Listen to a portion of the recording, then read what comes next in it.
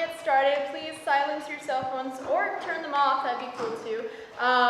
Also, there are a few jokes in this play that some youngsters might not understand. So the only one that I will kind of explain, I'll leave you a statement just to take with yourself, is Boris Karloff is the actor who played Frankenstein. Okay? I'll repeat. Boris Karloff is the actor who played Frankenstein. Yes? Okay, cool. So it's really been a pleasure to work with all of the cast and crew, and it's been such a blessing to be able to direct the show. So I really hope all of you enjoy. And now, without further ado, Etiwanda High School Theater Production proudly presents Arsenic and Old Lace. Yes, indeed. Sister Martha and I have been talking all week about your sermon lesson. It really is wonderful, Dr. Harper. In only 2 short years, you have managed to take on the spirit of Brooklyn. It's very gratifying, Miss Brewster. You see, living next to the church all these years, we've seen so many ministers come and go. Why, the spirit of Brooklyn, we always say, is friendliness, and your sermons aren't so much sermons as friendly talks. Yes, I've always enjoyed my talks with Cardinal Gibbons. Or have I met him yet? No, dear, not yet. Oh, Are bully. the biscuits good? Well, bully, yes. Won't you have another biscuit, Dr. Harper? No, thank you. I'm afraid I'll have no appetite for dinner. I'll eat too many biscuits just to taste that lovely jam. You haven't tried the quince. We always put a little apple in with it to take the tartness out. No, thank you. Oh, we'll send you over a jar. No, please. Keep it here so I can be sure of having the biscuits of yours. I do hope they don't make us use that imitation flour again. I mean, with this war trouble. It may not be very charitable of me, but I've almost come to the conclusion this Mr. Hitler isn't a Christian. Funny, you're up from planets. Europe, sir? Yes, Eddie. Oh, well, point your gun the other way. Teddy. Gun? To the west! There's your danger!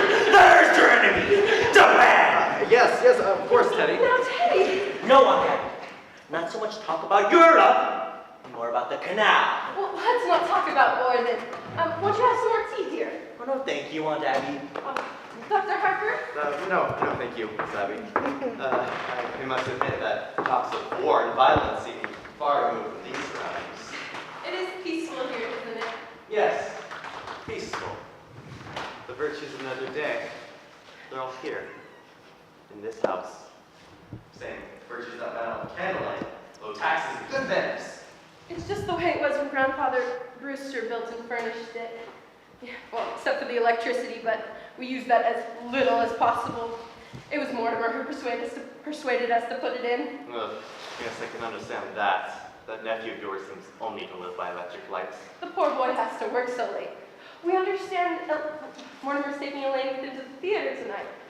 Teddy, dear, your brother Mortimer will be here a little later. Oh, delighted. We're so happy it's Elaine Mortimer takes to the theater with him. It's a new experience for me, up until 3 o'clock in the morning, just waiting for my daughter to be brought home. Oh, Dr. Harper, I hope you don't disapprove of Mortimer. I mean, since it was in our house that your daughter met Mortimer, we'd feel so guilty if you did. Sister Martha and I mean, since it was here. Well, of course. But I'll say immediately that I believe Mortimer himself to be quite a worthy gentleman. But I must admit, I've been watching you growing intimacy between your nephew and my daughter with some trepidation. For one reason, Miss Abby. You mean his stomach, Dr. Harper? Stomach? His dyspepsia. He's bothered with it so. Poor boy. No. I'll be frank with you, Miss Abby. I'm speaking of your nephew's rather unfortunate connection with the theater. The theater? Oh no, Dr. Harper. Mortimer writes for a New York newspaper. I know, Miss Abby, but a dramatic critic is constantly exposed to theater, and I don't doubt that some of them do develop an interest in it. Well, not Mortimer. You need have no fear of that. Why, Mortimer hates the theater. Really? Oh yes, he writes awful things about the theater. But you can't blame him, poor boy. He was so happy writing about real estate, which he really knew something about. But in the meantime, it's a living, and as he says, the theater can't last much longer. And in the meantime, it's a living. Yes, I think if we give the theater another year or two, perhaps. Charge, gentlemen! Well, now who do you suppose that is? No, thank you, Teddy. I'll go. Come in, Mr. Brooke. Hello, Miss Brewster. How are you, Mr. Klein? Very well, Miss Brewster. Colonel, we have nothing to report. Splendid, gentlemen, thank you. You know Dr. Harper? Hello, Dr. Harper. We've come for the toys for the Christmas fund. Oh, yes. Well, that's splendid work you boys do, fixing up discarded toys to give poor children a happier Christmas. Well, it gives us something to do when all we have is to sit around the station. You get tired of playing cards, and you go to clean your gun. Next thing you know, you shot yourself in the foot. Teddy, go upstairs and get that big box from your Aunt Martha's room. Yeah? How's Mrs. Brophy today? Mrs. Brophy has been quite ill, Dr. Harper. Pneumonia. Charge! I'm quite sorry to hear that. Doing quite fine, still a little Oh, weak. well, I'll get you some beef broth to take to her. Oh no, don't worry, you've done so much for her already. Oh, it won't take a minute. Sister Martha is bringing some over to poor Mr. Beninsky right now. It won't take a minute. Sit down, be comfortable, all of you. She shouldn't have to go through all that. Listen, try to stop her or her sister from doing anything nice. And for nothing. They don't even care how you vote. When I first received my call to Brooklyn, my wife wasn't well. And when she passed away, and for months before, well, if I've known what pure kindness and absolute generosity are, it's because I've known Brewster sisters. Colonel, we've asked you not to do that. But I can't sign any proclamation without consulting my cabinet.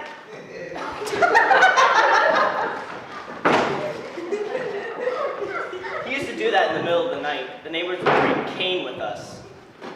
Well, he's quite harmless. Suppose he does think he's Teddy Roosevelt. There's a lot of worse people he could think he was. Shame. A family like this hatching a cuckoo. Well, his father, the girl's his brother, he was a genius. And then their father, Teddy's grandfather, he was a little bit crazy too. Crazy like a fox, he made $1 million. Really? Here in Brooklyn? Yeah, patent medicine. He was a quack of some sort. Used this place as some sort of clinic, tried him out on people. And I hear he used to make mistakes occasionally too. The department never really bothers him about it because he was really good during autopsies, especially poison cases. Well, whatever he did, left these ladies fixed for life. Thank God for that. Not that they ever used any of it on themselves. Oh, yes, I'm well acquainted with their charities. You don't know a tenth of it.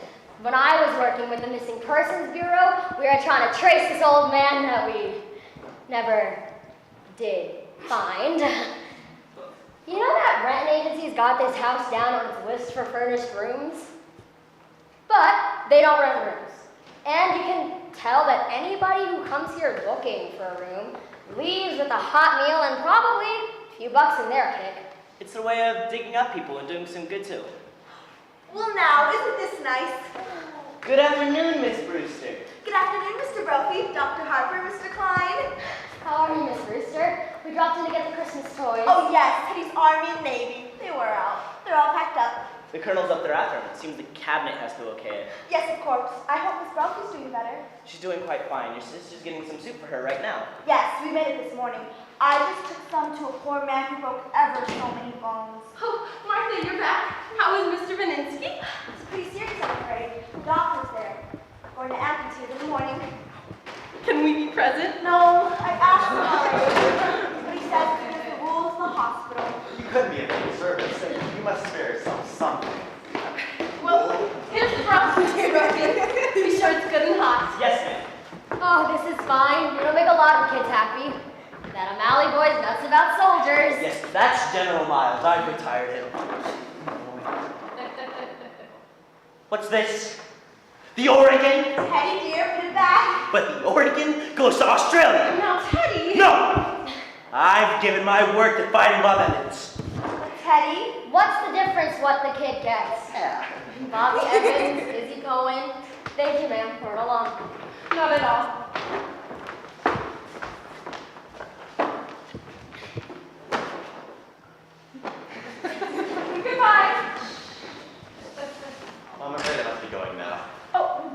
go, Dr. Harper. Charge! Charge the blockhouse! Blockhouse? The stairs are always sent one hill. Have you ever tried persuading him that he wasn't Teddy Roosevelt? Oh, no. He's just so happy being Teddy Roosevelt. Well, once, a long time ago, remember, Martha? We thought if he would be George Washington, it might be a change for him. But we just stood under his bed for days and wouldn't be anybody. And we'd so much rather he be Mr. Roosevelt than nobody. Well, he's happy, and what's more important is that you're happy. Well, you'll see that he signs these. What are they? Oh, Dr. Harper has made all the arrangements for Teddy to go to Happydale Sanitarium after we pass on. But why should Teddy sign any papers now? Well, it's better to have it all settled. If the Lord should take you away suddenly, heaven forbid, well, perhaps we can persuade Teddy to commit himself, and that would just mean a rather unpleasant legal procedure. Mr. Witherspoon understands there to be filed away until time comes. Mr. Witherspoon, who's he? He's the superintendent at Happydale. Dr. Harper has arranged for him to drop in to meet Teddy tomorrow or the next day. Well, I must be going now, or else Elaine will be over here looking for me. Well, give our love to Elaine and Dr. Harper. Please don't think too harshly of Mortimer, because he's a dramatic critic. Somebody has to do those things.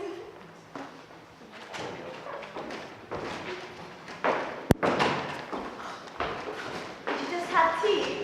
Isn't it rather late? Yes, dear, dinner's going to be late too. Oh, why? Oh, Teddy! Teddy, good news for you. You're going down to the canal to dig another lock. Delighted. I shall prepare once for the journey. Charge! Abby, will I come out? Oh, yes, dear. Oh, but all by yourself? Oh, I got along fine. I'll run right downstairs and see. Oh, no, dear. See, there wasn't time, and I was all alone, and Dr. Harper was coming. Well, Just come and look in the window seats.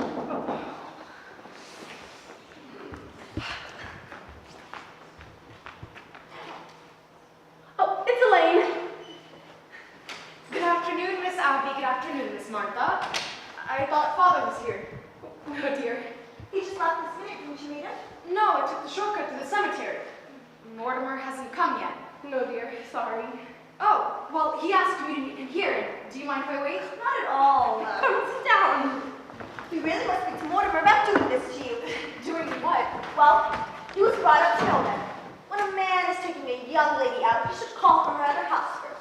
Oh, well, there's something about calling for a girl at a parsonage that discourages any man who doesn't embroider. Well, he's done this too often. We're going to speak to him. Oh, please don't. After young men whose idea of nightlife was to take me to prayer meeting. It's wonderful to get to go to the theater every night of my life. It's comforting for us too, you know, because if Mortimer has to see some of those plays, he has to. At least he's sitting next to a minister's daughter. My goodness, Elaine, what you must think of us. Not having tea cleared away by this time. Now, don't bother with anything in the kitchen until Mortimer gets here, and then I'll help you. Mortimer should be here any minute now. Yes, and the father must have been surprised not to find me at home. I'd better run over and say goodnight. Shame you missed him, dear. If Mortimer comes, tell him I'll be right back. Hello, Mort. Hello, Elaine. Hello, Aunt Martha. Abby, Mortimer's here. Were you going somewhere? I was just going over to tell Father not to wait up. I didn't know that was still being done even in Brooklyn. Oh, hello, Mortimer. Hello, Aunt Abby. How are you, dear? I'm doing well, and you look all right. You haven't changed much since yesterday. Oh, my goodness, it was yesterday, wasn't it? Oh, we're seeing an awful lot of you lately. Well, come, sit down, sit down. Abby, haven't you had something to do with the kitchen? Huh? You know, the tea thing? Oh, the tea things. Well, just sit down and be comfortable. Make yourselves at home. Just Make yourself at home.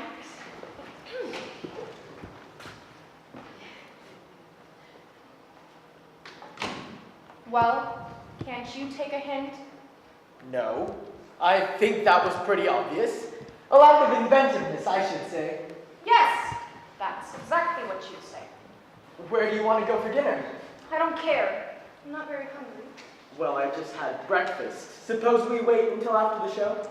That'll make it pretty late, won't it? Not with the little stinker we'll be seeing tonight. From what I've heard about it, we'll be at Blake's by 10 o'clock. You ought to be fair to these plays. Are these plays fair to me? I've never seen you walk out on a musical. That musical isn't opening tonight. No? Darling, you'll have to learn the rules. With a musical, there are always 4 changes of title and 3 postponements. They like it in New Haven, but it needs a lot of work. Oh, I was hoping it was a musical. You have such a light mind. Not a bit. Musicals somehow have a humanizing effect on me. After a serious play, we joined the proletariat in the subway and I listened to a lecture on the drama. After a musical, you take me home in a taxi. And you make a few passes. Wait a minute, darling. That's a very inaccurate piece of reporting. I will admit that after that Behrman play, you told me I had authentic beauty. That's a hell of a thing to say to a girl. It wasn't until after our first musical you told me I had nice legs. And I have to.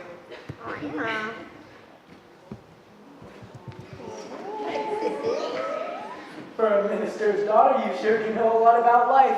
Where'd you learn it? In the choir loft. I'll have to explain that to you sometime, darling. The close connection between eroticism and religion.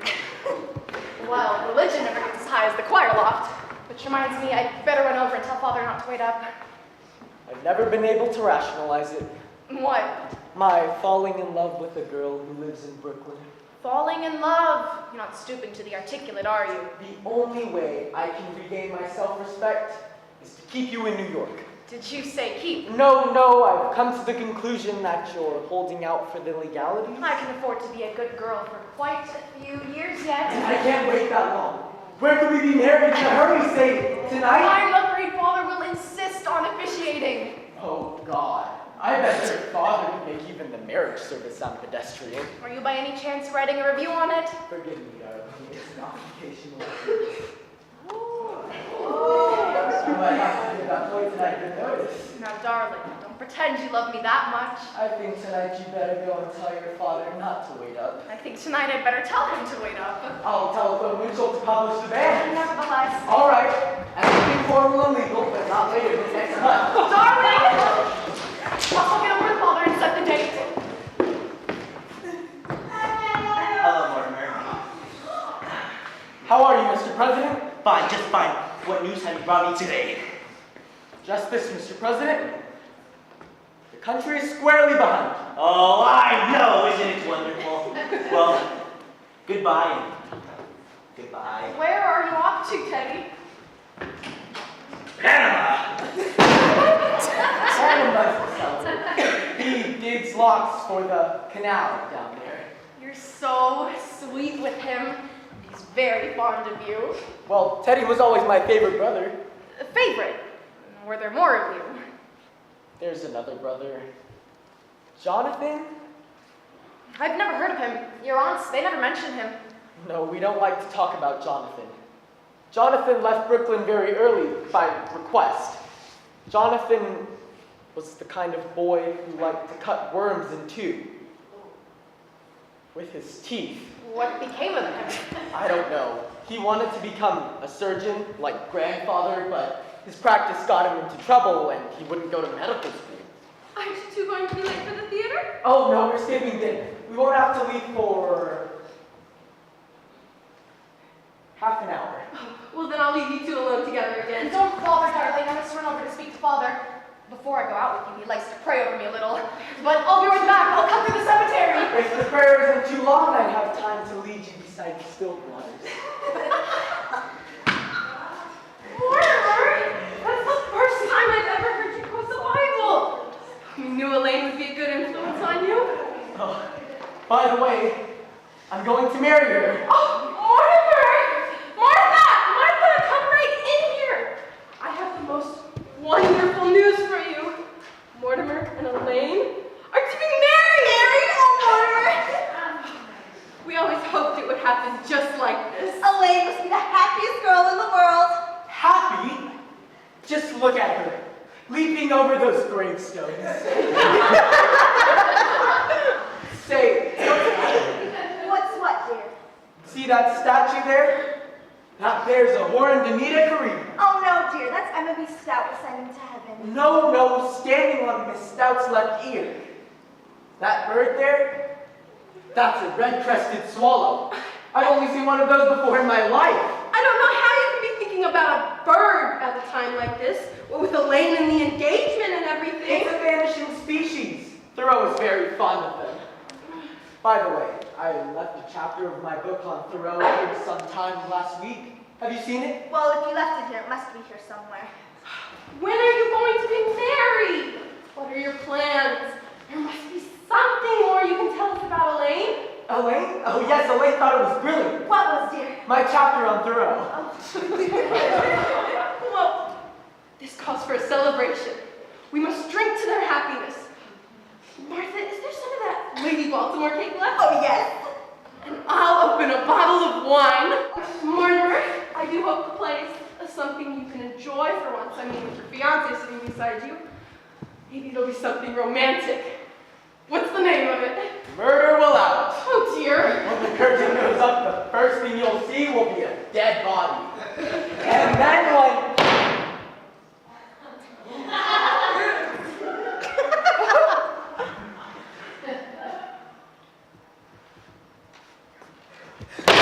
And Abby, Yes, dear. you were going to make plans for Teddy to go to that sanitarium? Happy Dale? Yes, dear. Dr. Harper came this morning and it's all been arranged. Here are the papers. He's got to sign them right away.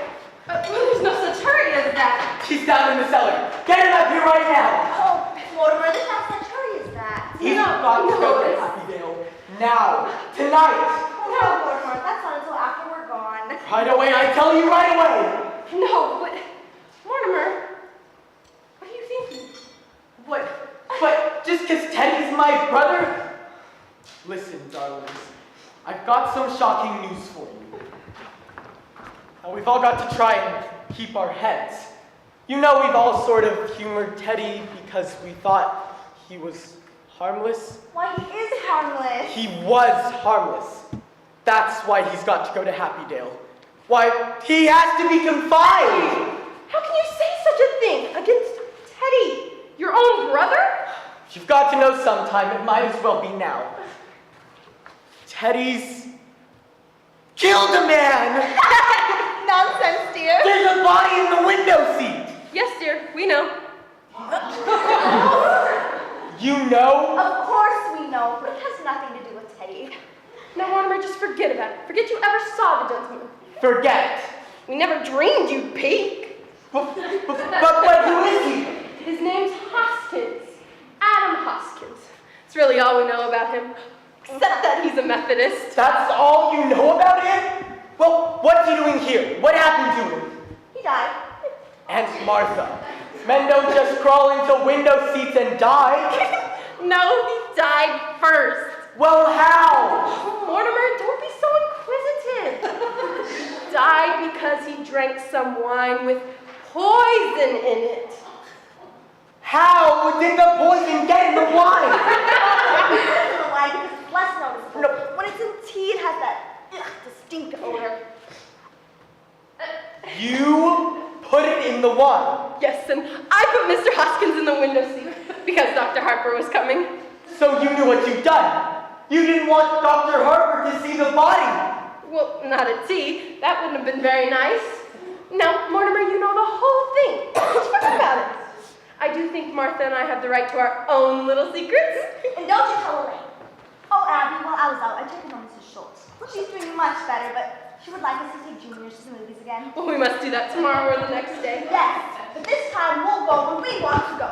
Junior's not going to drag me to one of those scary pictures.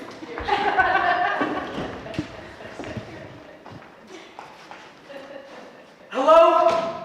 Hello, Al. Do you know who this is? That's right. Say, Al, when I left the office, I told you where I was going, remember? Well, where did I say? Uh-huh. And it would take me about half an hour to get to Brooklyn. What time have you got? Yes? Yes, that's right. I must be here. And Abby and Martha coming here. What are we going to do? What are we going to do about what here? There's a body in there. Yes, Mr. Hoskins. Well, good heavens, I can't turn you over to the police. But what am I going to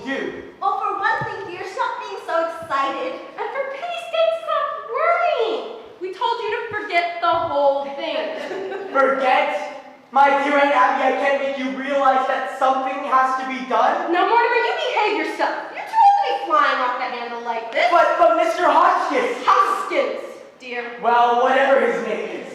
You can't just leave him there. We don't intend to, dear. No, dear. Teddy's down in the cellar digging another lock in the canal. You mean you're going to bury Mr. Hotchkiss in the cellar? Yes, why, of course. That's what we did with the others. Wait, no, you can't bury Mr. Others? The other gentleman. Oh, now, when you say others, do you mean others? More than one others? Why, let me see. This is 11, isn't it, Abby? No, dear, this makes 12. Oh, no, dear, I think you're wrong. This is only 11. No, dear, because I remember when Mr. Hoskins first came in, he would make just an even dozen. But you really shouldn't count the first one. Oh, I was counting the first one, so that makes 12. Hello? Oh, hello, Al. My, it's good to hear your voice. Well, so they're all down in the cellar. Oh, no, Al, I'm sober as a lark. I just called you because I was feeling a little Hernandez. You wouldn't know, Al. Look, I'm glad you called. Get a hold of George right away. He's got to review that play tonight. I can't make it. No, Al, you're wrong. I'll tell you all about it tomorrow. Well, you get a hold of George. Let's see, where were we? 12! Yes, Abby gets really count the first one, and that makes 12. All right, now who was the first one? Mr. Midgley, he was a Baptist. Why, I still think we can't take full credit for him because he just died. Martha means without any help from us. You see, Mr. Midgley came to us looking for a room. It was right after we moved to New York. And we didn't want to see that lovely room going to waste. He was such a lonely old man. All his kith and kin dead, and it left him so forlorn. We felt sorry for him. And then when his heart attack came, and he sat dead right in that chair, looking so peaceful.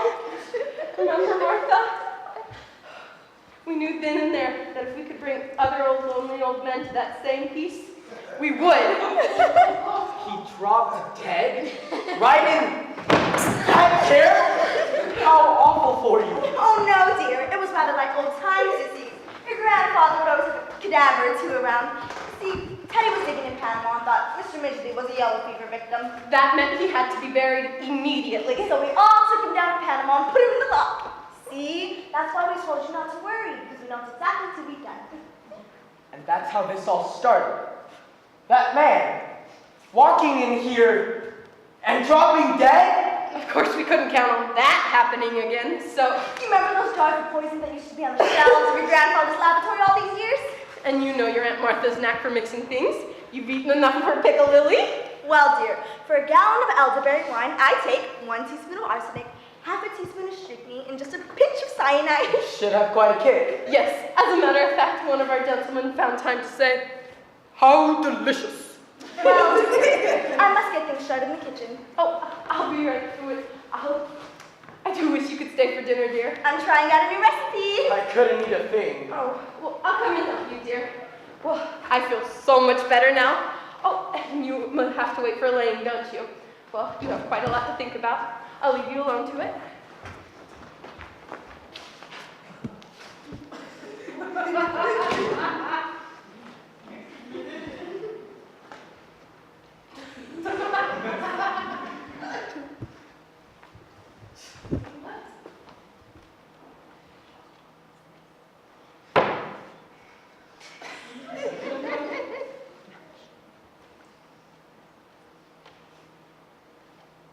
Hey, mister.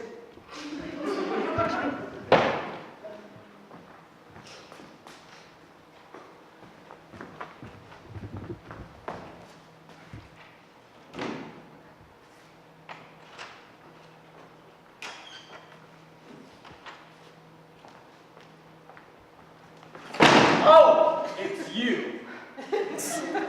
Don't be cross, darling. Father could see I was excited, and so I told him about us, and that made it difficult for me to get away. But listen, darling, he's not going to wait up for me tonight. Elaine, you better go home and I'll call you up tomorrow. Tomorrow? You know I always call you up every day or two. But we're going to the theater tonight. No, we're not. Well, why not? Elaine, something's come up. What, Mortimer? Mortimer, you've lost your job! No, I haven't lost my job. I'm just not covering that play tonight. But I've got to know what's happened, and certainly you can tell me. No, dear, I can't. But if we're going to be married... Married? Have you forgotten that not 15 minutes ago you proposed to me? I did? Oh, well, yes, I remember. Now, as far as I know, that's still on. Listen. Now, run along home, Elaine. Something's come up. Listen, you can't just propose to me 1 minute and then throw me out of the house the next. I'm not throwing you out of the house, dear. Will you get out of here? No! No, I won't get out of here! Not until I've had some kind of explanation. Elaine! Hello? Hello, Al. Hold on a minute, will ya? Yes, it's important, but it can wait a minute, can it? Hold on! Look, Elaine, you are a sweet girl, and I love you. But I have something on my mind now, and I want you to go home and wait until I call you. Don't try to be masterful. When we're married and have problems to face, I hope you're less tedious and uninspired. When we're married, if we're married, I hope I find you adequate. Elaine!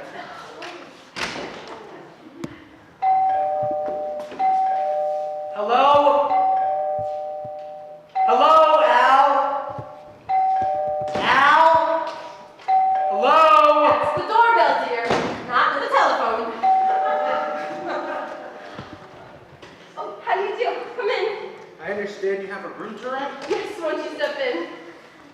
Are you the lady of the house? Yes, and I'm Miss Brewster, and this is my sister, another Miss Brewster. My name is Gibbs. Well, come sit down. Hello? City desk. Al? City desk? What? Oh, I'm sorry. Is Brooklyn your home? Haven't got a home. Live in a hotel. Don't like it. Hello? City desk? Are your family Brooklyn people? Haven't got anything. All alone in the world? Yep. Well, Martha, well, you've come to just the right house. Do sit down. Hello? Al? Oh, yes, we got cut off. Al, I can't cover that play tonight. That's all there is to it, I can't. What church do you go to? There's a Catholic church practically next door. I'm Presbyterian. Used to be. What's George doing in Bermuda? Certainly I told him he could go to Bermuda. This is my department, isn't it? Well, there's got to be somebody around the place. Is there always this much noise? Oh no, he doesn't live with us. But, George, there's got to be somebody. Look, Al, how about the fellow who sets my copy? His name is Joe. He's the third machine from the left. But, Al, he might turn out to be another bird's mantle. I'd really like to see the room. Well, first try a glass of our wine. Never touch it. It's elderberry wine, we make it ourselves. Elderberry wine? I haven't had elderberry wine since I was a boy. Thank you. Well, there's got to be some printers around the place. Look, Al, how about the office boy? You know, the bright one. The one we don't like. Well, you find someone. Do you have your own elderberry bushes? No, but the cemetery is full of them. No, I'm not drinking. I'm going to start now. Do you share meals? We might, but first to see whether you like the wine. Mortimer! Mortimer, not that. Oh! You've got to get out of here! There's poison in that wine! You want to be murdered?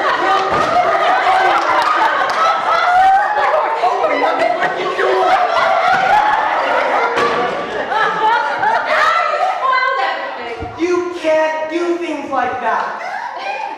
Don't know how to explain this to you, but not only is it against the law, it's wrong. It's not a good thing to do. People wouldn't understand. He wouldn't understand. Abby, we shouldn't have told Mortimer. Well, what I mean is, this has developed into a very bad habit. Mortimer, we don't interfere from the things you like to do. Don't see why you should interfere with us.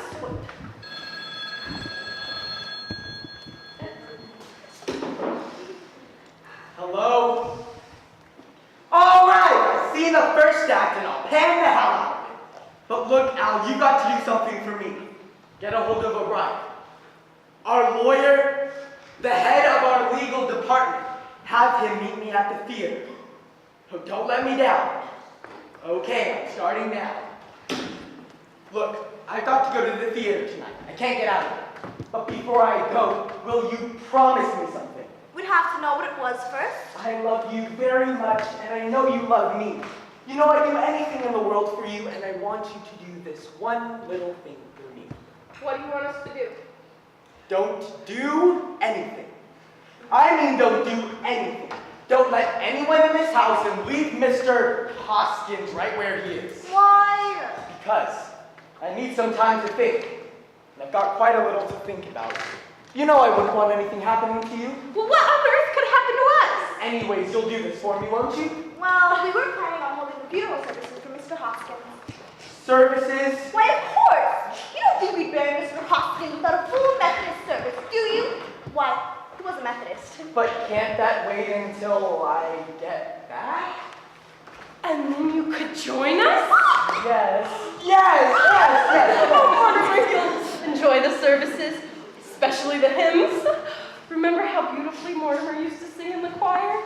Before his voice changed. And remember, you're not going to let anyone in this house while I'm gone. It's a promise. Well, Martha, we can do that now that Mortimer's cooperating with us.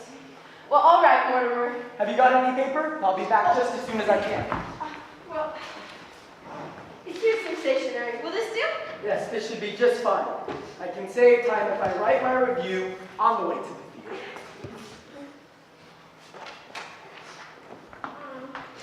Mortimer didn't seem quite himself today. Well, that's only natural. I think I know why. Why? He's just become engaged to be married. I suppose that always makes a man nervous. I'm so happy for Elaine. The honeymoon ought to give Mortimer a real vacation. I don't think he got much rest this summer.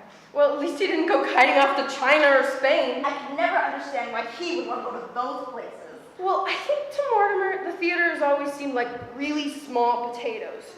He needs something big to criticize. Something like the human race. Oh, Abby! If Mortimer's attending the funeral service for Mr. Hoskins, we'll need another hymnal. There's one in my room. You know, dear, it's really my turn to read the services, but since you weren't here when Mr. Hoskins came, I want you to do it. Oh, that's very nice of you, dear, but are you sure? Oh, well, it's only fair. I think I'll wear my black bombazine and Mom's old brooch. I'll go, dear. We promised Mortimer we wouldn't let anyone in. Who do you suppose it is? Wait a minute. I'll check. It's two men, and I've never seen them here before. Are you sure? There's a car parked at the curb. They must have come in that. Well, let me look. Do you recognize them? They're strangers to me. We'll just have to pretend we're not home.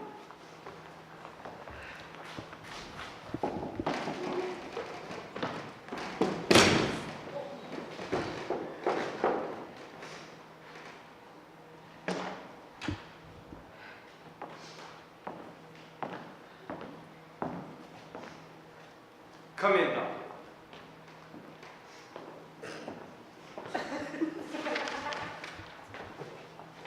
This is the home of my youth. As a boy, I couldn't wait to escape from it. But now, I can't wait to escape back into it. Yeah, Tommy, this is a fine hideout. The family must still live here. There's something so unmistakably Brewster about the Brewsters. Oh, I hope there's a fatted calf awaiting the prodigal. Yeah, I'm hungry. Look, Johnny, drinks! So we were expected. It's a good omen. Who are you? What are you doing here? Aunt Abby, Aunt Martha, it's Jonathan. You get out of here! I'm Jonathan, your nephew, Jonathan. You're not Jonathan, so just get out of here. But I am Jonathan. And this is Dr. Einstein. And he's not Dr. Einstein. Not Dr. Albert Einstein, Dr. Herman Einstein. You're not our nephew, Jonathan.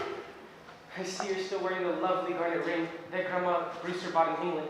And you, Aunt Martha, still the high collar to hide the scar from where Grandfather's acid burned you. His voice is like Jonathan. Have you been in an accident? No. My face, it's Dr. Einstein's doing. He's a plastic surgeon. He changes people's faces. But I've seen that face before. Remember, Abby, when we took them to shop for to the movies and I was so frightened. It was that face! Easy, Charlie, easy. Don't worry, ladies. The last 5 years I give Charlie 3 new faces. I give him another one right away. And I was intoxicated. Do you see what you've done to me, doctor? My own... Charlie, you're home. In this lovely house. How often he tells me about Brooklyn, about this house, about his aunts that he loves so much. Say no to him, Charlie. You know it's Jonathan. Speak to him. Tell him so. Well, Jonathan, it's been a long time. How have you been? Yes, Jonathan. Where have you been? Oh, you know, London, South Africa, Australia, the past 5 years, Chicago. Me and Dr. Einstein have been in business there together. We were in Chicago for the World's Fair. Yes. We found Chicago often. Yeah, got hot for us too. Well, it's great to be back in Brooklyn again. And you, Abby, Martha, haven't changed a bit. Just as I remember you. Sweet, charming, hospitable, and dear Teddy, did he get into politics? My little brother got there. He was determined to become president. Teddy's fine, just fine. Mortimer's well, too.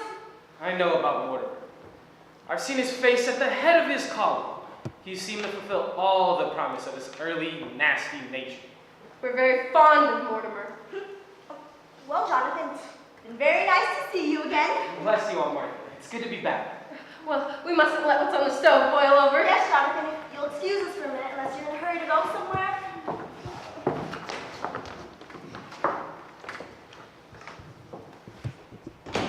Well, Charlie, where do we go from here? We gotta stick fast to the police.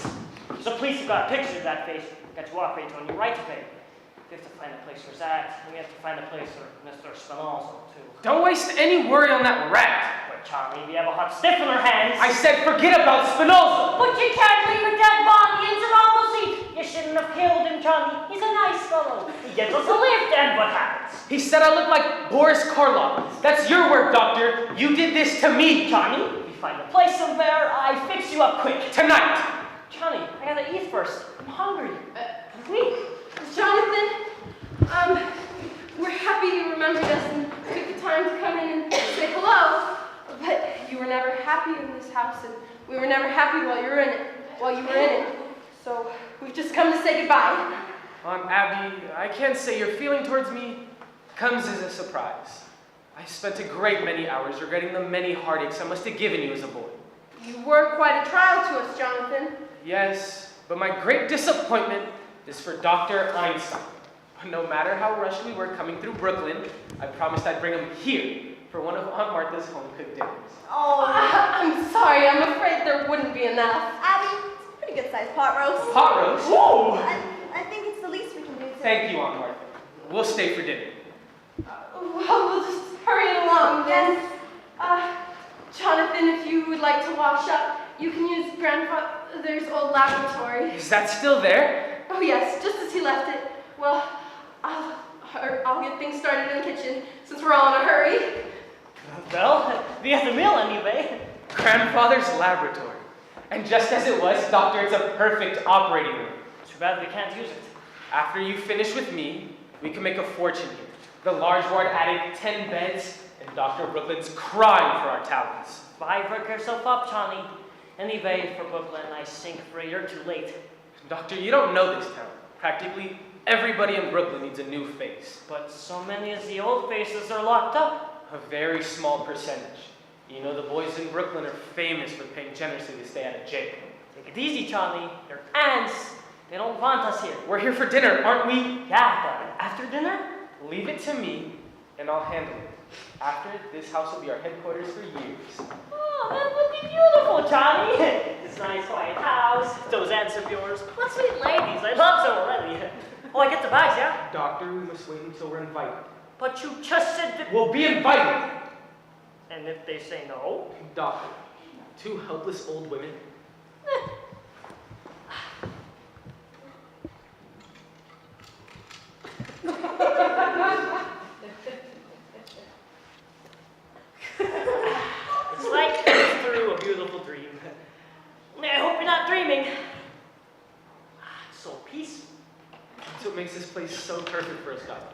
It's so peaceful.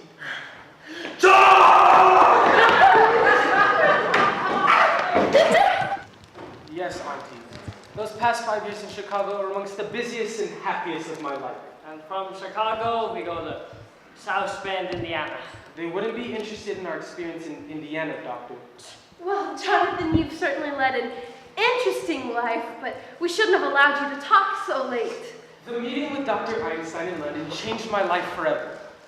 You know, I was in the diamond industry in South Africa, and then the diamond market in Amsterdam. I wanted to go back to South Africa, and Dr. Einstein made it possible for me. Good job, Tommy. When they take off the bandages, his face looks so different. The nurse had to introduce me. I love that face. I still keep a picture of it around with me. Well, this looks more like you used to look, but still, I wouldn't know you. I think we'll go back to that face, Doctor. Yeah, it's safe now.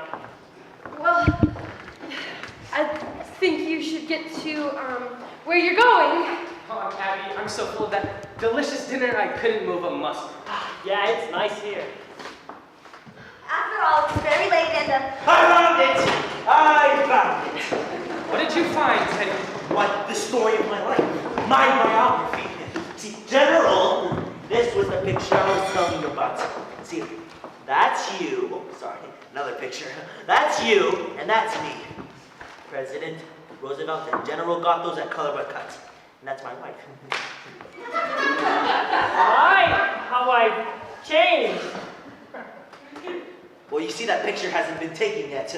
We haven't even started work on the color but cuts. But together, General, we will both go to Panama and inspect the new walk. No, Teddy, not to Panama. We go some other time. Panama's a long way off. Nonsense. It's just down in the cellar. In the cellar? oh, we let him take the Panama Canal in the cellar. General Gothams, as President of the United States, Commander-in-Chief of the Navy and the Army, and the man who gave me this job, I demand you that you accompany me on the inspection of the new lock. Teddy, I think it's time you go to bed. Pardon me? Who are you? I'm Woodrow Wilson. Now go to bed! No!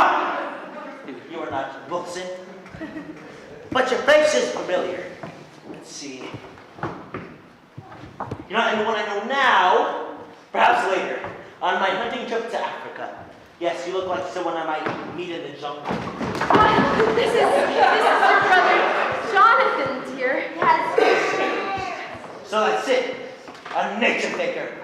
Well, perhaps you better get to bed, Teddy. Jonathan and his friend were just going to their hotel. General Gothams, inspect the canal. All right, Mr. President, we go to Panama. Bully, right? Follow me, General. It's down south, you know. Well, bon voyage? Aunt Abby, I must correct your misapprehension. You spoke of our hotel. We have no hotel. We came straight here. Well, there's a very nice little hotel. Aunt Martha, this is my home. Well, Jonathan, you can't stay here. Me and Dr. Einstein need a place to stay. But we need our rooms. You need them? Yes, for our lodgers. There are lodgers staying. No, but we do intend to have some. Then my old room is still free. But Jonathan, there's no room for Dr. Einstein. He'll share the room with me. No, Jonathan, you can't stay here. Dr. Einstein and I need a place to stay. And you remembered this afternoon that I could be quite disagreeable. And it wouldn't be good for any of us if... Perhaps we'd better let them stay here for tonight. Oh, okay, just for tonight.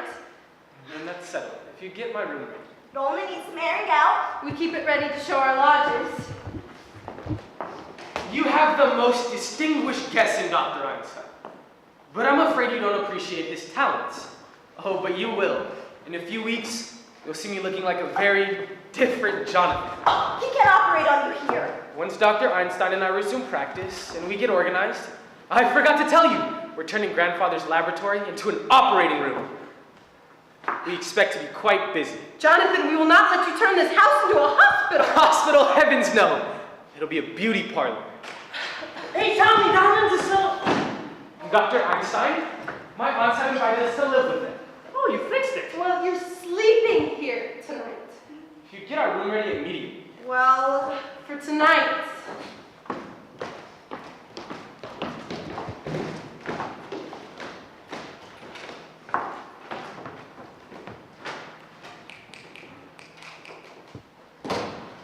Johnny, when I go down to the cellar, what do you think I find? What did you find?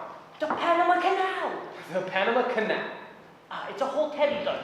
Just fits Mr. Spinozzo. 6 feet long and 4 feet wide.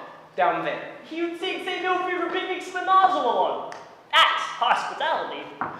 Rather a good joke on my dear aunts. They're living in this house with a body buried in the cellar. How did we get them in? You're right. We can't just sneak them in through the front door. We'll pull the car between the house and the cemetery. Once everybody's gone to bed, we'll sneak them in through the window. Bed. Just think. We've got a bed tonight. Easy, doctor. Remember you're operating tomorrow, and this time you better be sober. I fix you up beautiful. And if you don't, Jonathan! Your room is ready. thank you. Then you two can go to bed. We're pulling the car behind the house. It's fine, park where it is until morning. I don't want to leave it out in the street. It might be against the law. Abby, what are we going to do? Well, we're not going to let them stay more than one night in this house, for one thing. What would the neighbors think? People coming in with one face and coming out with another? Abby, what are we going to do about Mr. Hoskins? Oh, Mr. Hoskins. Well, it can't be very comfortable in there for him. Well, we must get him down to the cellar right away. Abby, I will not be inviting Jonathan to the funeral services. Oh, no, dear. We'll wait until after they've gone to bed, then come down and hold the services.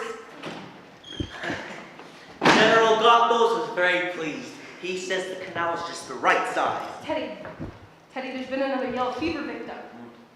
Dear me, this will be a shock to the general. Oh, then we mustn't tell him. But it's his department. We mustn't tell him. It would just spoil his visit. I'm sorry, Aunt Abby, it is out of my hands. Army regulations, you know. But we must keep it a secret, Teddy. A state secret? Yes, a state secret. All right, well. You have the word of the President of the United States! Cross my heart and hope to die. Now let's see. How are we going to keep it a secret? Okay, well, Teddy, when you go downstairs, Yes. and when I turn out the lights, All when right. it's all dark, you come up here and you take the body down to the cellar. Now go along, Teddy. And we'll be down in a minute to hold the funeral services. Oh, well. You may announce the President will say a few words. Where is the poor devil? Oh, he's in the window seat. Oh, we've never had yellow fever there before. It seems to be spreading. Martha, when Jonathan and Dr. Einstein come back, we must get them to go to bed right away. Yes, and by the time they're asleep, we'll be all dressed for the funeral services. Abby, I've never seen Mr. Hoskins. My goodness, that's right. You were out. Well, just come over and see now. You know, he's really very good looking, considering he's a Methodist. We're bringing the bags in through here. Well, Jonathan, your room is ready. You can just go right up. Sorry, we're not on Brooklyn hours. But you and Aunt Martha can run along too. Well, you must be very tired. And Martha and I don't go to bed this early. Well, you should. It's time I come home to take care of it. Well, we weren't planning to go until... Aunt Martha, did you not hear what I just said? Go to bed. If that's settled, the bags can go into the cellar in the morning. Now we're all going to bed. I'll wait till you're up, then turn out the lights. Run along, Aunt Martha.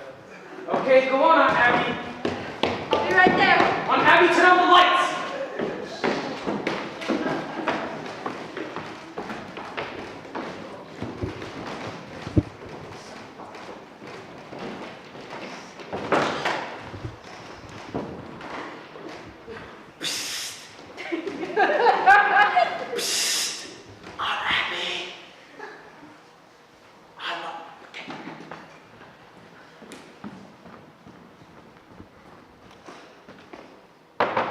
Anyone home?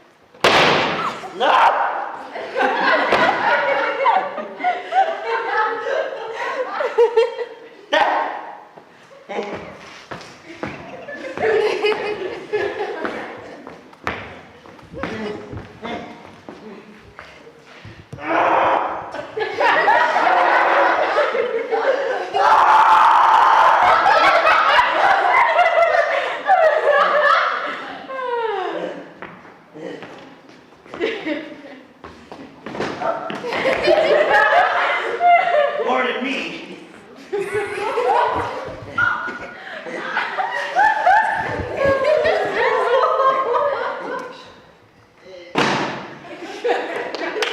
You open the window. Right.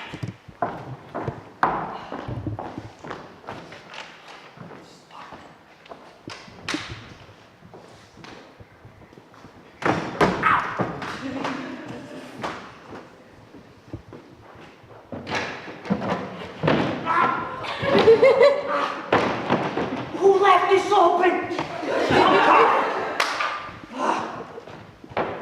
Johnny? Johnny? Okay.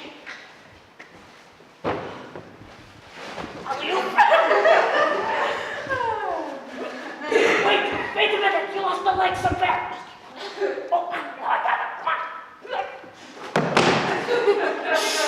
that was me, Johnny, I slipped. You were careful. Fella's shoe came off. John, sorry, that door. No, go quick.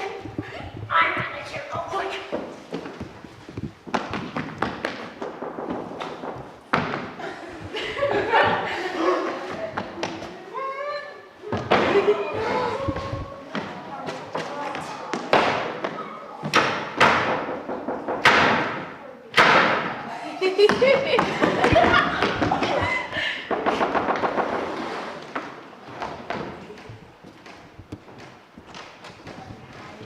Miss Abby? Martha?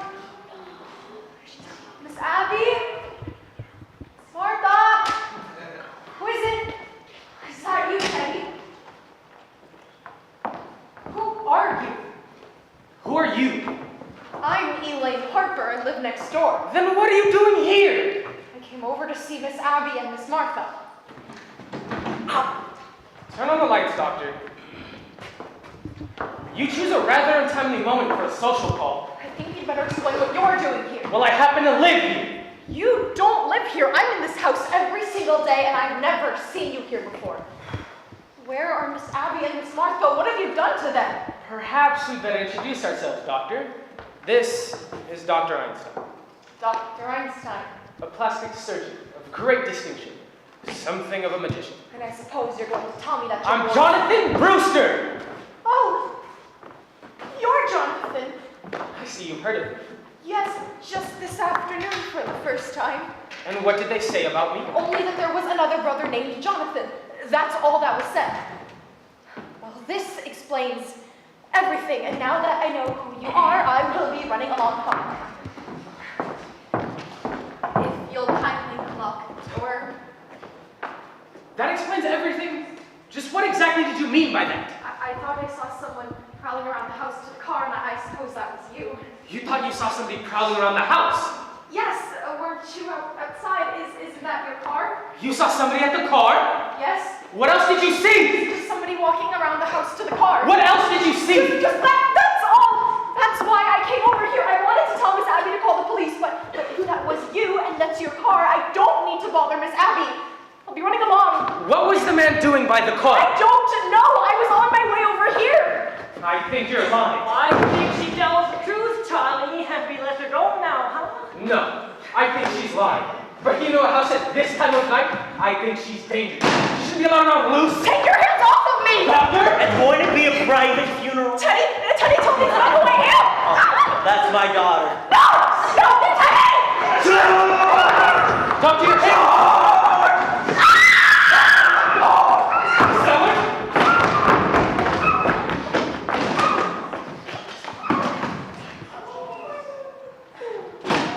What's the matter? What's going on down there? What's the matter?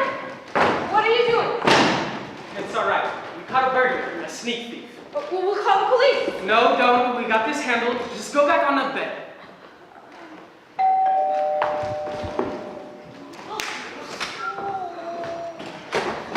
Mortimer, where have you been? To the Moravian Theater, I should have known. My God, I'm still there. This is your brother Jonathan, dear. I know this isn't a nightmare, but what is it? I've come back home, Mortimer. Who did you say this was? It's your brother Jonathan, dear. This is Dr. Einstein. Jonathan? Jonathan, you always were a horror, but do you have to look like one? Easy, Tommy! Easy. Mortimer. Don't you remember the things I used to do to you when we were boys? Remember when I tied you to the bedpost and the needles under your fingernails? My God, it's Jonathan. Yes, I remember. I remember you as the most detestable, vicious, venomous form of animal life I ever knew. Now don't you two boys start quarreling again the minute you've seen each other. There won't be any fighting, Abby. Jonathan, you're not wanted here. Get out. We've been invited to stay. Not in this house. Just for tonight? I don't want him anywhere near me. We invited them to stay for tonight. It wouldn't be very nice to go back on our word. All right. Tonight. But first thing in the morning, out. Where are they sleeping? We put them in Jonathan's old room. That's my old room. I'm sleeping there. I'm here to stay. Oh, Mortimer, I'm so glad. Johnny, if you sleep down here, You bet your life you sleep down there. you sleep on the sofa, I sleep on the window seat. The window seat. Well, let's not argue about it. That window seat's good enough for me tonight. I'll sleep on the window seat. You know, Johnny, and all this argument makes me think of Mr. Spinalzo. Spinalzo, you know now, Mortimer, I don't mean to inconvenience you like this, so we'll sleep down here. Jonathan, your sudden consideration for me is very unconvincing. Come along, Johnny. We get our things out of the room, huh? Don't bother, Doctor. By the way, Doctor, I've completely lost track of Mr. Spinalzo. Who's this Mr. Spinalzo? Just a friend of ours Johnny's been looking for. Well, don't bring anyone else in here. It's all right, Johnny. I'll be back. I tell you all about it. Mortimer, you don't need to do that. I'll go in with Martha and you can take my room. Aunt Abby, it's no trouble at all. We'll have the room packed and ready for you in a few minutes, Mortimer. Jonathan, you're just wasting your time. I told you I'm sleeping down here. Mortimer! Darling, what's the matter with you? I've almost been killed! You've almost been Abby, Martha! No, it was Jonathan. He mistook her for a sneak thief. No, it was more than that. He's some kind of maniac. Mortimer, I'm afraid of him. Darling, you're trembling. Have you got any smelling salts? No, but do you think some hot tea or coffee? Coffee. Make some for me too. And some sandwiches. I haven't had any dinner. We'll make some for the both. Were you going somewhere? Do you know what time it is? It's after 12. 12! Elaine, you've got to get out of here. What? What? You wanted some sandwiches for you both. It won't take a minute. Why don't you remember we want to celebrate your engagement? That's what we'll do. We'll make a nice supper for the both of you and even open up a bottle of wine. All right. No wine. Mortimer, what is going on in this house? What do you mean what's going on in this house? You were supposed to take me to dinner and the theater tonight. You called it off. You asked me to marry you. I said I would. 5 minutes later, you threw me out of that house. Tonight, just after your brother tries to strangle me, you try to chase me home. Now listen here, Mr. Brewster. Before I go, I want to know where I stand.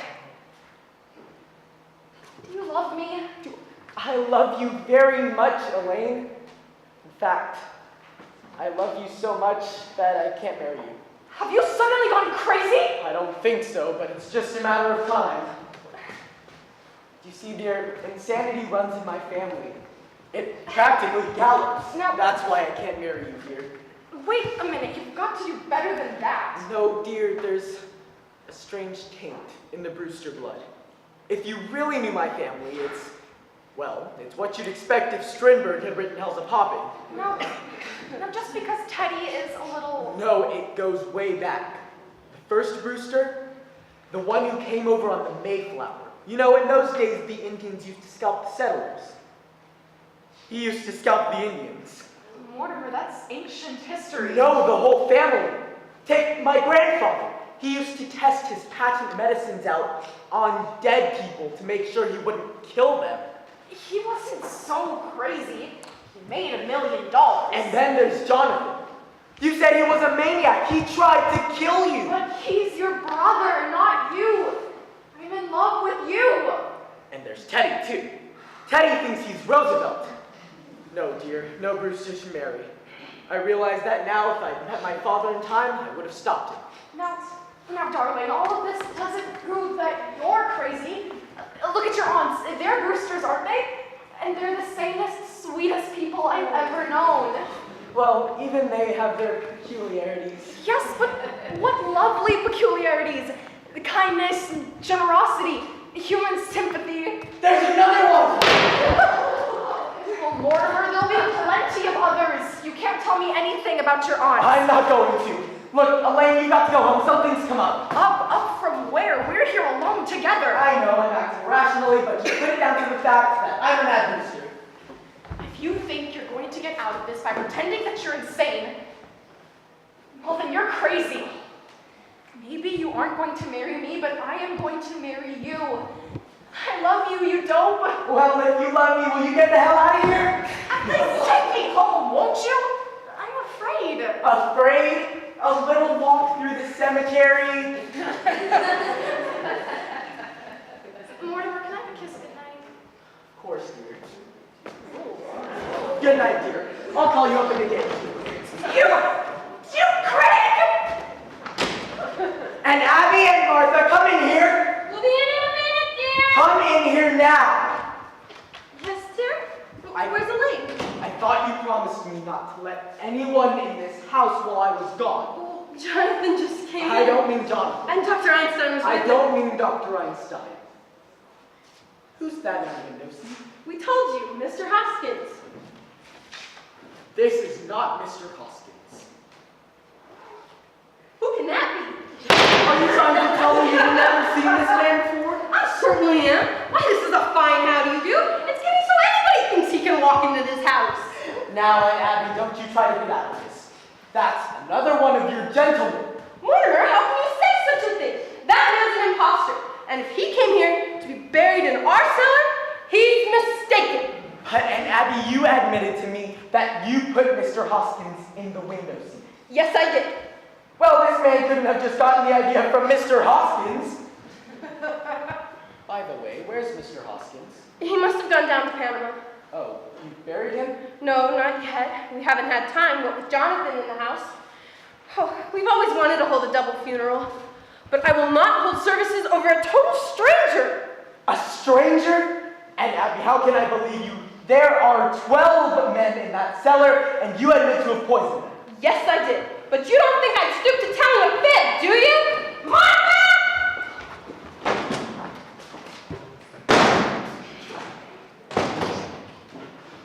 Oh, Mortimer.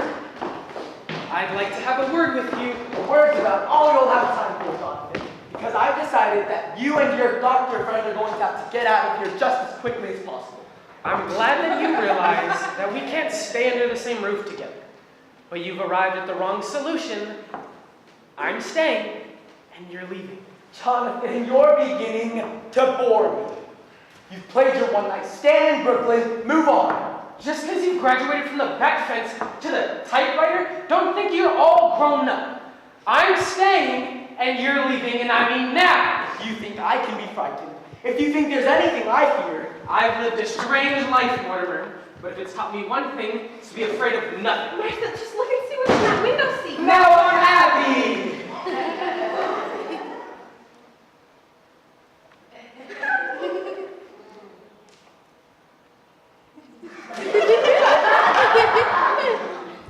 Jonathan, let Aunt Martha see what's in the window seat.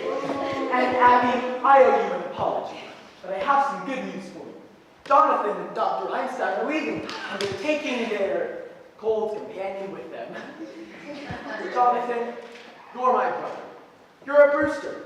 I'm going to give you the chance to get out of this house and take the evidence with you. You can't ask for more than that. Very well. In that case, I'll have to call the police. Don't reach for that phone! Are you still giving orders after seeing what happened to Mr. Spinozzo? Spinozzo? I knew he was a foreigner. Remember what happened to Spinozzo can happen to you too.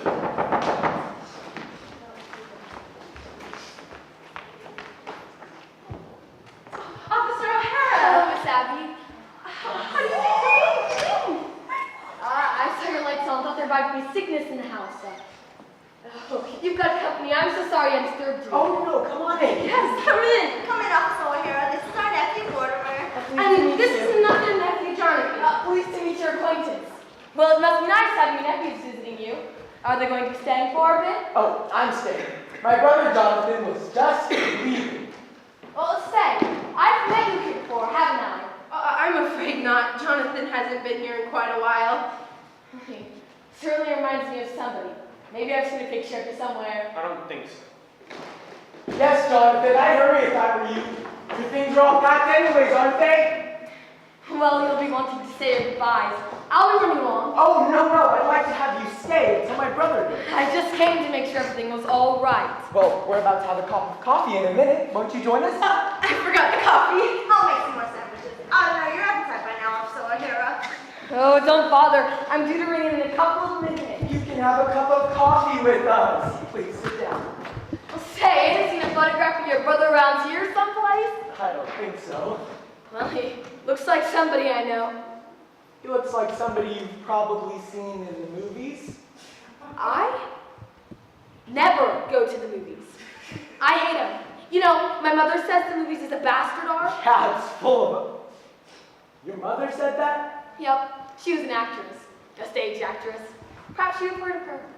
Peaches, Latour. Oh, it sounds like a name I've seen on the program somewhere. What'd she play? Well, her big hit was Mutt and Jeff. Played for 3 years. You know, I was born on tour, the 3rd season. You were? Yep, Sioux City, Iowa.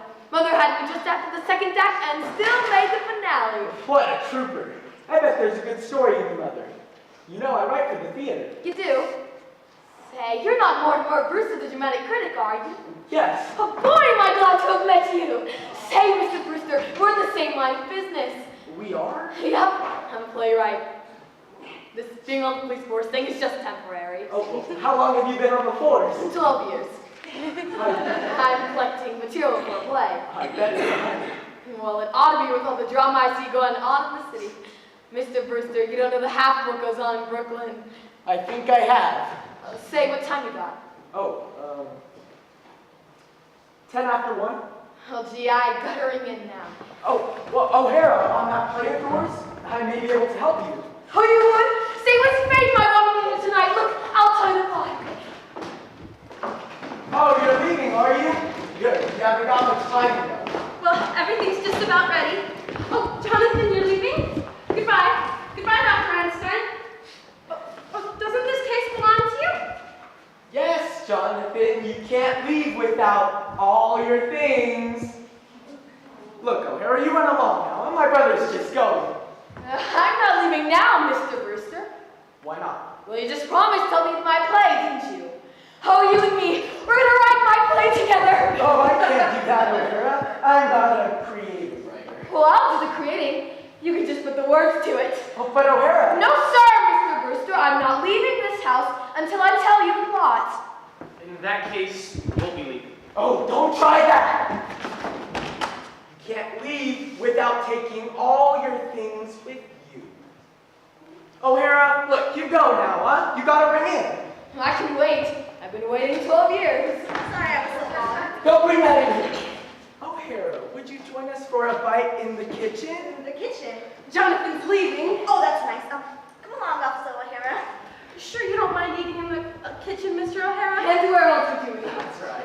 Well, goodbye, Jonathan. It was nice to have seen you again. Jonathan, I'm glad you came back to Brooklyn because it gives me the chance to throw you out. And the first one out is your boyfriend, Mr. Spinoza. Let's say, Mr. Bertrand.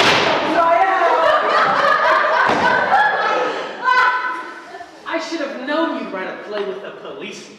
Get going now, all three of you.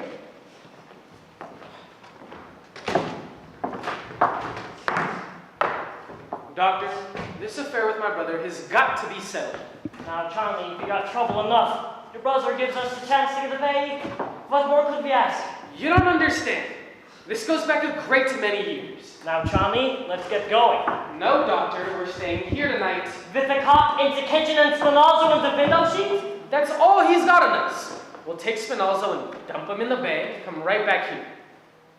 Then if he tries to interfere... Now, Charlie. Doctor, you know what? I've made up my mind. Yeah, when you make up your mind, you lose your head. Brooklyn ain't a good place for you. Doctor!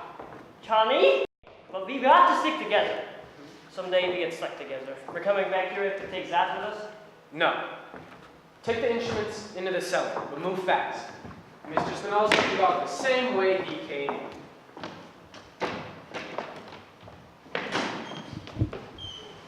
Hey, Charlie, down in the cellar! What? You know that hole in the cellar? Yes. We've got an ace in the hole. Come on, show me.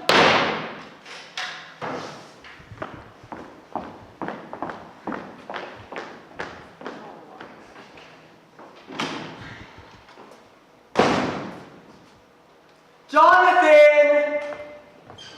Jonathan! Jonathan! Yes, Mortimer? Where were you? I thought I told you to get going. We're not going. Oh, you're not, huh? You want O'Hara to know what's in that window seat? We're staying here. You think I'm not serious about this, do you? Well, fine. This gets rid of you and Officer O'Hara at the same time. Officer O'Hara, come in here! If you tell O'Hara what's in the window seat, I'll tell him what's down in the cellar. There's an elderly man down there, and he seems to be very dead. What were you two doing down in the cellar? What's he doing down in the cellar? Now, what were you going to tell O'Hara? Mr. Brewster, I think you also want to hear the plot too. Shall I get him in here? Oh no, but you've got to ring in. What the hell is ringing in? I'll get your aunt in here and tell you the plot. Oh no, there's too many people here, O'Hara. We'll meet alone together, someplace private, and talk about your play. Okay, how about the bathroom at Kelly's? Fine, but you go ring in on the way. Why don't you go into the cellar? The cellar? Well, is that the cellar? That's all right for me, yeah? Oh no, we'll go to Kelly's. But you ring in on the way and I'll meet you there. All right, that will only take me a couple of minutes. All right. I'll ditch this guy and be back in 5 minutes. I expect to find you gone. Wait for me. We'll wait for him, Doctor. I've waited a great many years for a chance like this. We got him right where we want him. Did he look guilty? Take the bags back up to our room. Are they gone? Oh, we thought we heard somebody leave. Just Mortimer. He'll be back in a few minutes. But is there anything left in the kitchen for us to eat? I think Dr. Einstein and I would enjoy a bite. Oh, but you won't have time. No, if you're still here when Mortimer gets back, he won't like it. He'll like it. He's gotta like it. Make us something to eat while we bury the body. Oh no! No, you can't bury Mr. Spinozzo down there. Oh, There's a friend of Mortimer's waiting down there for him. a friend of Mortimer's. Yeah, they'll get along just fine. They're both dead. Oh, he must be speaking about Mr. Hoskins. You know about what's down in the cellar? Yes, and he's no friend of Mortimer's. He's one of our gentlemen. Your gentleman. Yes, and we won't have any strangers buried in our cellar. But Mr. Hoskins is... Mr. Hoskins isn't a stranger. Besides, there's no room for Mr. Spinozzo in our cellar. The cellar's crowded already. Crowded? Crowded with what? There are 12 graves down there now. 12 graves? Yes, and that leaves very little room, and we're going You mean to tell me that you and Aunt Martha have murdered? Murder? Certainly not. It's one of our charities. Why, what we've been doing is mercy.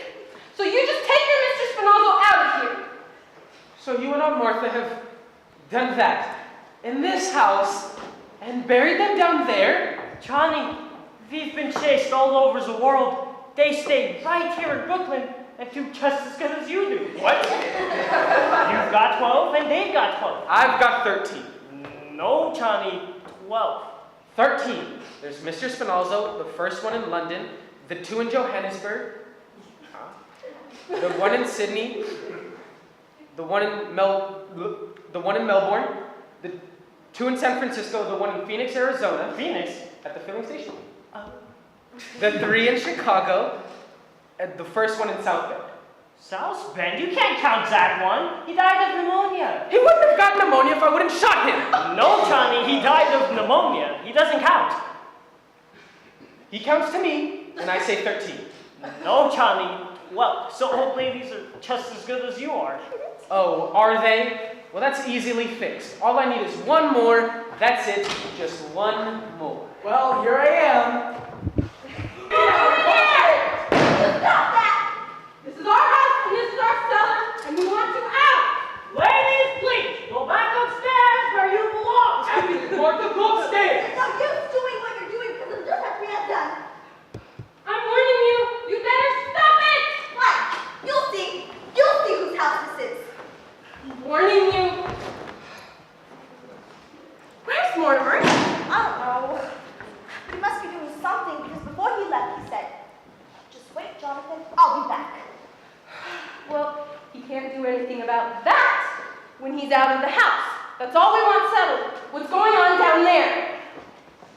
All right, now where's Teddy? Mortimer, where have you been? I've been over to Dr. Gilchrist. I got his signature on Teddy's commitment papers. Mortimer, what is the matter with you? Getting papers signed at a time like this? Do you know what Jonathan's doing? He's putting Mr. Hoskins and Mr. Spinozzo in together! Oh, he is he? Well, when?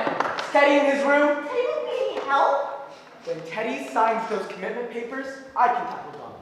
What have they got to do with it? You had to go and tell Jonathan about those 12 bodies in the cellar. If I can make Teddy responsible for those, I can protect you, don't you see? No, I don't see. And we pay taxes for the police to protect us. I'll be right back. Come, Martha, we're going for the police. All right, the police. You can't go for the police. Why can't we? Because if you told the police about Mr. Spinozzo, they'd find Mr. Hoskins too. And that might make them curious, and then they'd find out about your other 12 gentlemen. Mortimer, I don't think they'd bother. They'd have to fill out a very long report, and if there's one thing policemen hate to do, it's to write. But you can't depend on that. It might leak out, and you couldn't expect a judge and jury to understand. Oh, Judge Coleman would. Yes, we know him very well. Yes, he comes to church just before the election to pray. Yes, and he's coming here to tea someday. He's promised. Oh, Abby, you must speak to him about that. His wife died a few years ago and left him very lonely. Well, come along, Martha. No, you can't go. I won't let you leave this house. You can't go to the police, and you can't have Judge Coleman to tea. If you're not going to do something about Mr. Spinozzo, we are. I am going to do something. We may have to call the police in later, but when we do, I want to be ready for that. Mortimer, you better get Jonathan out of this house. And Mr. Spinozzo, too. Will you please let me do this my own way? Mortimer, if they're not out of here by morning, we are going to call the police. Oh, they'll be out. I promise you that. Go to bed, will you? And get out of those clothes. You look like Judith Anderson. Well, that's relief, isn't it? Yes, if Mortimer's really going to fix it, then Jonathan's just going to a whole lot of unnecessary trouble. We'd better tell him. Oh, Jonathan, you might as well stop what you're doing. It's already done. Did I hear Mortimer? Oh, well, then it will just have to be undone. You're going to be out of this house by morning. Mortimer's promised. Oh, are we? In that case, you and Aunt Martha can run along to bed and have a pleasant night's sleep. Good night, aunties. Not good night, Jonathan. Goodbye. By the time we get up, you'll be gone. Mortimer's promised. And he has a way of doing it, too. Then Mortimer is back. Oh, Oh yes, he's up here talking to Teddy right now. Good night, Jonathan. Goodbye, Jonathan. You might want to say goodbye to Mortimer, too. Oh, you'll see Mortimer. Yes, I'll see Mortimer.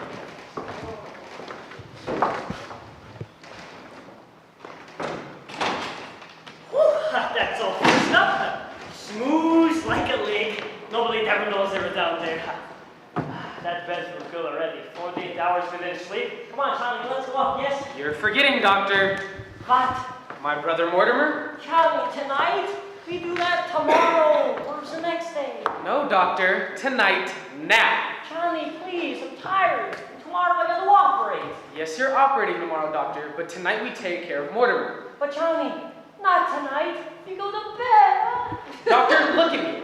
You can see what we've done, can't you? Charlie, I know that look. It's a little late to dissolve our partnership. Okay, we do it. But it's a quick way, like, it's a quick twist like in London. I think this requires something a little more special. Perhaps the Melbourne method? No, Johnny, not that! 2 hours, and then it was all over. What? The fellow in London was just as dead as the fellow in Melbourne. We had to work fast in London. There was no aesthetic satisfaction in it. But in Melbourne, there was something to remember there. Remember? I wish I didn't. No, Johnny, not Melbourne. Not me. Yes, Doctor. Now, where are your instruments? I won't do it, Johnny. I won't do it. Get your instruments! No, Johnny! Where are they? Ah, yes, you hid them in the cellar. Where? I won't tell you! I'll find them, Doctor. Where is my trumpet? Where is it? Found it! Can I blow it? Oh, Can I blow no, no, don't do that, Mr. President. I want to blow it. Mr. President, those proclamations must be signed. Secret. A state secret? State secret. Japan must know until Uh, they're fine. Japan! Those things. I'll have it signed right away. Yes, let's go inside. No. You stay here. A secret proclamation has to be signed in. Secret! But at once, Mr. President. Yeah, my word. Oh, wait now. I have to put on my signing clothes.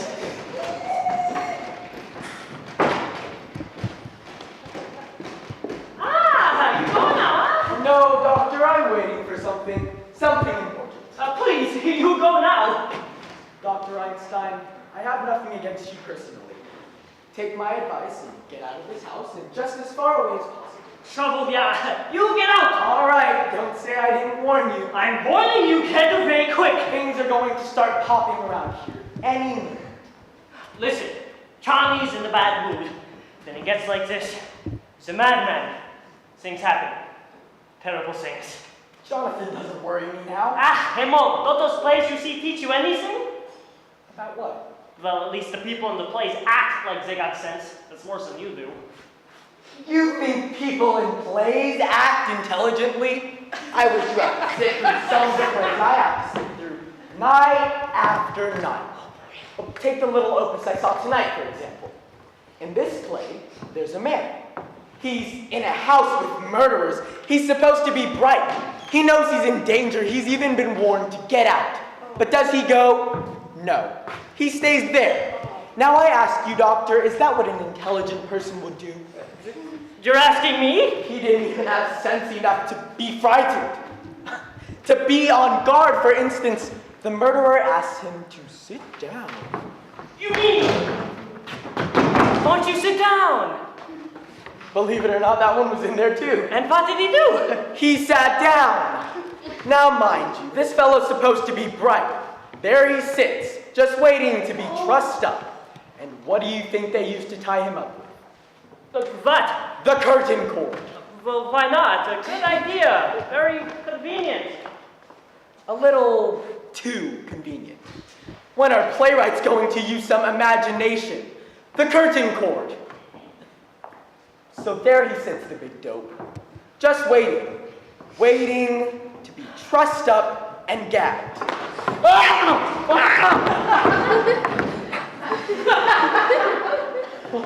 You're right about that, fellow. It wasn't very bright.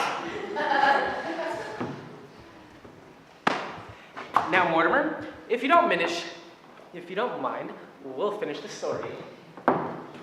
You know, Mortimer, I've been away for 20 years, but not in any of that time have I forgotten about you.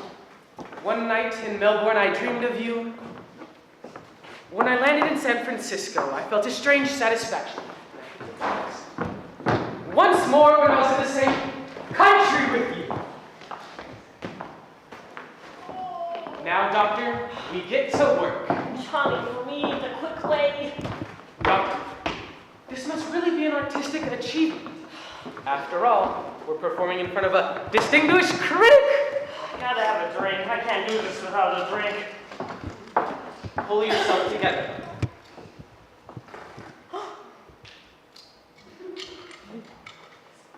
When we came in there this afternoon, there was mine here, remember? Where did she put that? Oh? Come on, Johnny, we got a drink.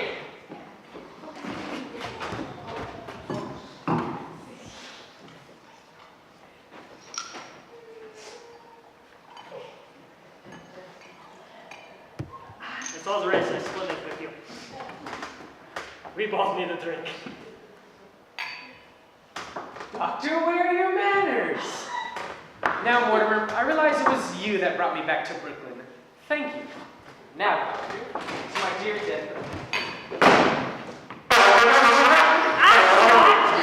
Damn it, that he goes next. That's it. He goes next. No, not Teddy. That's where I stop. Not Teddy. We'll get to him later. We don't get to him at all. Well, Doctor, now we have to work fast. Yeah, Johnny, it's a quick way, huh? Yes, Doctor, the quick way. Hey, stop blowing that horn! It's all right, officer. We're taking the beetle away from him. There's gonna be hell to pay in the morning. You know, we promised the neighbors he would do that. It's all right, officer. Now, good night. I'd better speak to him myself.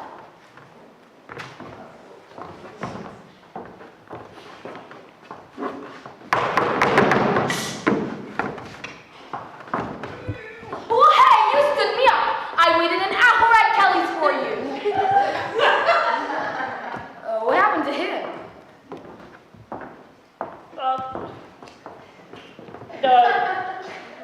He was explaining the play he saw tonight, you see. That's what happened to the felon's play. Well, did they have that in the play you saw tonight? Well, gee, they practically stole that from the second act of my play. Well, you see, in the second act of my play, just before well, I should probably start at the beginning, huh? It opens in my mother's dressing room, where I was born, only I ain't born yet. Oh, yeah. Well, no, you gotta hear the plot first. Well, there she sits, my mother, see, making up, when all of a sudden, through the door, in comes a man with a black mustache, turns to my mother, and says, "Mrs. Latour, will you marry me?" He doesn't know that she's pregnant. There she lies, unconscious, in lingerie. The devil, he stands over her with the hatchet. I'm tied up in a chair just like you are. The place, it's an inferno of flames. That means it's on fire. When all of a sudden, through the window, in comes Mayor LaGuardia. Oh, hey, remember who paid for that? Go easy on it. Well, I'm listening, ain't I? How do you like it so far? Don't put Johnny to sleep. Hey, if we had got more interest than that, you don't get a drink. All right, it's 3 days later. I'm suspended and I'm under charges. That's because somebody stole my badge.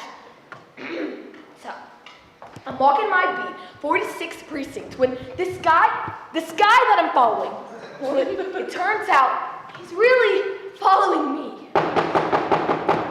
Don't let anybody in. So I decide to trick him. There's a vacant house on the street. It goes. I leave myself up against the wall in the dark. I brace myself. I pull out my gun and I say, "Come in." Whoa. Hello, boy.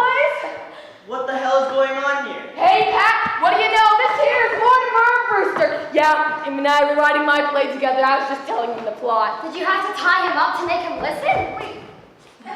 Joe, you better report back in the station. The whole force is out looking for you. Oh, did they send you here from me? We didn't know you was here. The colonel blew the bugle in the middle of the night. The neighbors raided Kane with us. Yeah, by the way, the neighbors have been calling in about it. You'd think the Germans had dropped a bomb on Flatbush Avenue. The lieutenant's on a warpath. He says the colonel's got to be put away someplace. Yes! Yes! Yes! Yes! Oh, gee, Mr. Brewster, I gotta be running along, so I'll run through the third act really quickly. Stay away from me. Say, do you know what time it is? It's past 8 o'clock in the morning. Oh, it is? Gee, Mr. Brewster, that first two acts were a little bit long, but I don't really see anything we can leave out. You can leave it all out. Who the hell is this guy? That's my brother. The one that ran away? He came back? Yes, he came back. You. Joe. Yeah, you. You gotta let them know that we found you. Lieutenant, we found him. Yeah, she's at the Brewster house again. Alright, keep him here. 10 thumbs away. I see I've been turned in, eh? And I suppose you and that stool pigeon brother of mine will share the reward. Reward? Now I'll do some turning in. You think my aunts are sweet, charming old ladies, don't you? Well, they have 13 bodies in the cellar. Teddy? Teddy! What the hell are you talking about? 13 bodies in the cellar, and you don't want to see them. Wait a minute. You better be careful what you say to your aunts. That'd be friends of ours. I'll show you where they're buried, just down in the cellar. Oh, yeah. Come down with me and I'll show you. Just go on down in the cellar with me. I'm not so sure I want to be down in the cellar with him. I mean, look at that puss. He looks like Boris Karloff. Hey, wait! Hey, what are you doing? What do you know about that? Come in! What the hell are you men doing here? I was gonna handle this. Well, we was about to, and then... What happened? Did you put up a fight? This ain't the guy that blew the bugle. This is his brother. He tried to kill Klein. All I said was that he looked like Boris Karloff. Turn him over. Kinda think he's wanted someplace. Oh, kind of think he's wanted somewhere. If you guys don't look at the circulars we hang up in the station, at least you could read, true detective. Of course he's wanted in Indiana. Escaped from the prison for the criminal insane. He's a lifer. For God's sakes, it's how he was described. He looked like Karloff. Was there a reward mentioned? Yeah, and I'm claiming it. He tried to get us down in the cellar. Said there was 13 bodies down in the cellar. 13 bodies in the cellar. And that didn't tip you off that he came out of the nut house? You know, I thought all along you talk kind of crazy. Oh, it's Shakespeare. Where have you been all night? Well, I've been right here, sir, writing my play with Mortimer Brewster. Oh, yeah? Well, you're gonna have plenty of time to write that play. You're suspended. No, give back and report it. Say, can I go around sometime in the station typewriter? No! Get out of here! Take that guy somewhere else. See where you can find that guy's accomplice. The guy who helped him escape, he's wanted too. No wonder Brooklyn's in the state that's in the police force full of flatheads like you. Falling for that type of story, 13 bodies in the cellar. But there are 13 bodies in the cellar. Who are you? I'm President Roosevelt. What the hell is this? He's the one that blows the bugle. Good morning, Colonel. Colonel, know your last people. Dear me, another yellow fever victim. What? All of the bodies in the cellar are yellow fever victims. No, Colonel, this is a spy we found in the White House. Will you get that guy out of here? Hey, if there's any questioning of spies, that's my department. You stay out of this. And you are forgetting, as President of the United States, I'm also head of Secret Service. Come on, man, move the body! Hi, Colonel. Move it! In the way!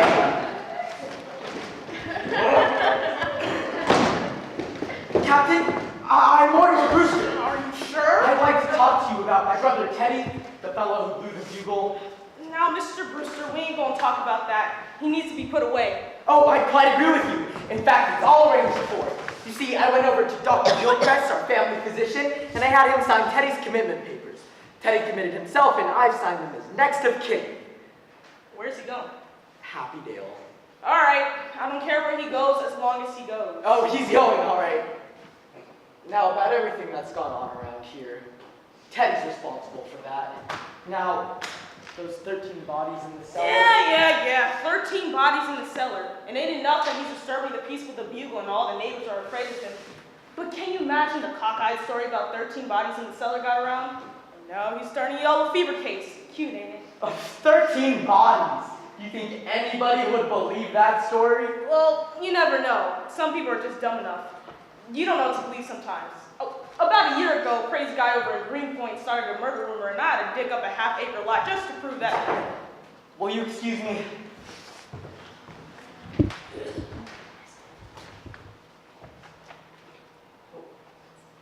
Hello, dear. This is Mr. Witherspoon. He's come to meet Teddy. To meet Teddy. Mr. Witherspoon's the superintendent of Happydale. Oh, come right in.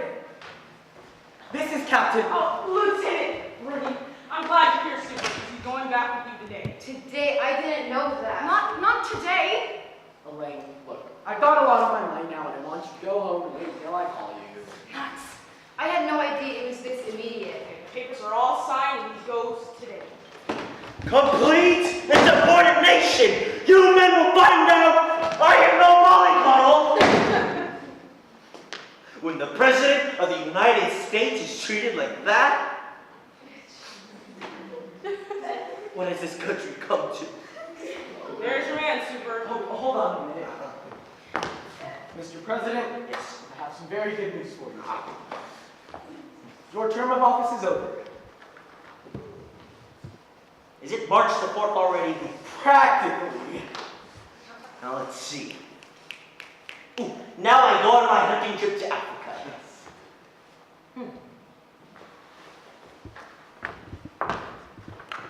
Is he trying to move into the White House before I move out? Who, Teddy? Taft! Oh, this isn't Mr. Taft, Teddy. This is Mr. Witherspoon. He's come to take you to Africa. Oh, hello. I'll bring down my equipment right away. When the safari comes, you tell him to wait. Oh. Hello, Aunt Martha. Wait, Martha. Sorry, I'm confused. Hello, Aunt Martha. Goodbye, Aunt Martha. Hello, Aunt Abby. Goodbye, Aunt Abby. I'm going to Africa. Isn't it wonderful? Well. George! George the Lockout! Good morning, dears. Oh, we have visitors. Yes, this is Lieutenant Rooney. Oh, how do you do, Lieutenant? My, you don't look like the fuzz budget the policemen say you are. The lieutenant is here because, you know, Teddy blew his bugle again last night. Oh, we've been meaning to speak to him about that. It's a little more serious than that, Miss Brewster. And this is Mr. Witherspoon. Oh. He's the superintendent of Happydale. Oh, how do you do, Mr. Witherspoon? You've come to meet Teddy? He's come to take him? And the police want Teddy there tonight. Oh, no! Not while we're alive. I'm sorry, Miss Brewster, but it has to be done. The papers are all signed. He's going back with the superintendent today. We won't permit it. We'll promise to take the bugle away from him. Yes, we won't be separated from Teddy. I'm sorry, ladies, but the law's the law. He's committed himself and he's going. Well, if he goes, we're going too. Yes, you have to take us with him. Well, why not? Well, that's very sweet of them to want to, but I'm afraid you don't quite understand. You see, it's impossible. We can't have sane people at Happydale. Mr. Witherspoon, if you allow us to live with Teddy, we'll make sure that Happydale is in our will. For a very generous amount. Oh, well, Lord knows we could use the money, but I'm afraid... Now let's be sensible about this, ladies. For instance, here I am, wasting my morning when I've got serious work to do. You guys do know that there's still murders to be solved in Brooklyn. Yes? Oh, there are? They only use bugle blowing and the neighbors all afraid of them, but it's just gonna get worse. We're gonna be put through the trouble to dig up your cellar. Our cellar? Yeah, your nephew's been going around telling that there's 13 bodies in the cellar. But there are 13 bodies in our cellar. Oh, if that's why you think Teddy has to go, when you come down to the cellar, I'll prove it to you. There's one Mr. Spinozzo who will have to leave. but the rest are our gentlemen. Oh no, Aunties, I don't think the lieutenant wants to go down in the cellar. Like he was telling me only last year that he had to dig up a half-acre lot, weren't you, Lieutenant? That's right. Oh, well, you wouldn't have to dig here. Wait, our graves are all marked. We put flowers on them every Sunday. Flowers? Now, Superintendent, don't you think you can find room for these ladies? Well, Come along and we'll show you. I'll take your word for a lady. I'm a busy man. How about it, Super? Well, they'd have to be committed. Well, if we can live with Teddy, I'll sign the papers. Where are they? Yes, where are they?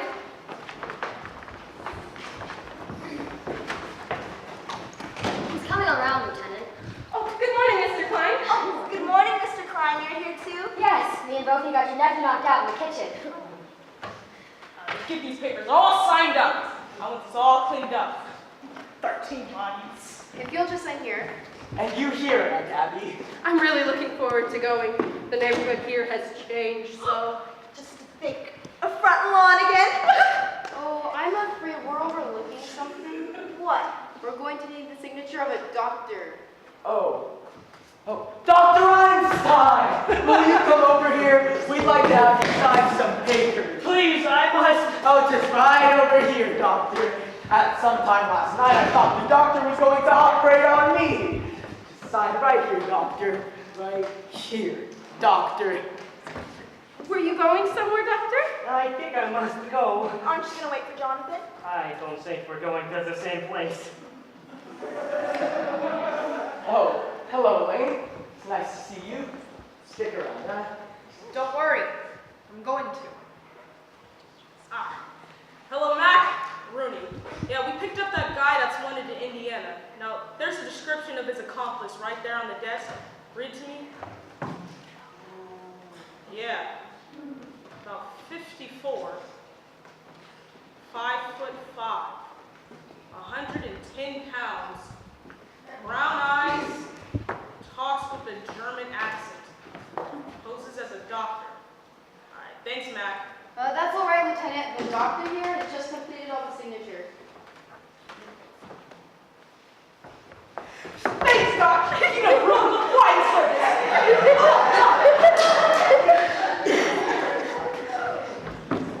Now, Mr. Brewster, you sign this next again. Of course. Right here? Yeah, that's fine. And that makes everything complete, everything legal. Oh, yes. Aunties, now you're safe. Well, Mr. Witherspoon, why don't you go upstairs and tell Teddy exactly what he can take along? Upstairs? I'll show you. No, Mortimer, we need to talk to you. Yes, Mr. Witherspoon, just upstairs and to your left.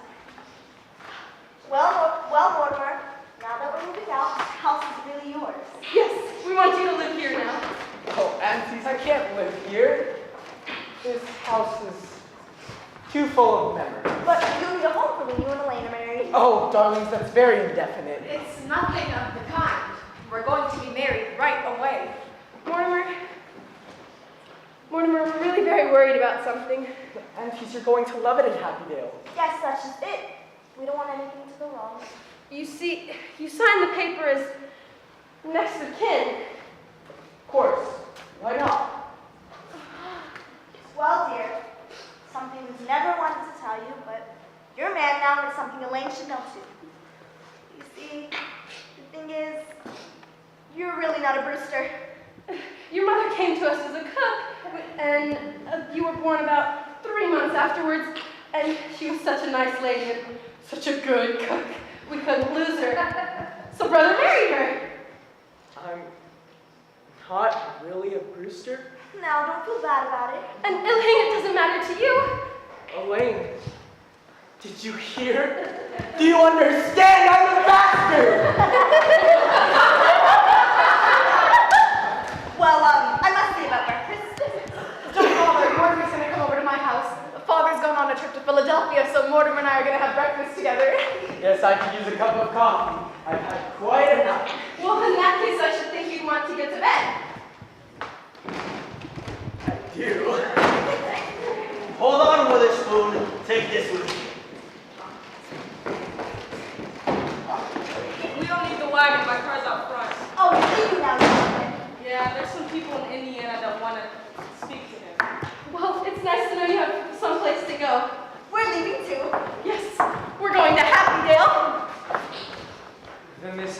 seen the last of the Brewsters. Unless Mortimer wants to live here. I have a suggestion. Why don't you give this property over to the church? Oh, we never thought of that. After all, it should be a part of the cemetery. All right, get going. I'm a busy man. Goodbye, Montes. I can't better my record, but neither can you. At least I have that satisfaction. The score's even, 12-12. Jonathan always was a mean boy. He never stands to let anyone get ahead of him. I wish we could show him that he wasn't so smart. Mr. Witherspoon! Does your family live with you at Hackdale? Oh, I have no family. Oh. Oh, I'm sure you deserve everyone not to tell your family. Oh, I don't think you quite understand. You see, as head of the institution, I keep quite aloof. Well, that must make it very lonely for you. Well, it does, but my duty is my duty. Well, Martha, since you can't stay for breakfast, why don't we offer you a glass of elderberry wine? Elderberry wine? Yes, we make it ourselves. Oh, well, of course, our relationship at Happydale will be much more formal, but here, you know, you don't see much of elderberry wine nowadays. Why, I thought I had my last glass of it. Oh, no. No, here it is.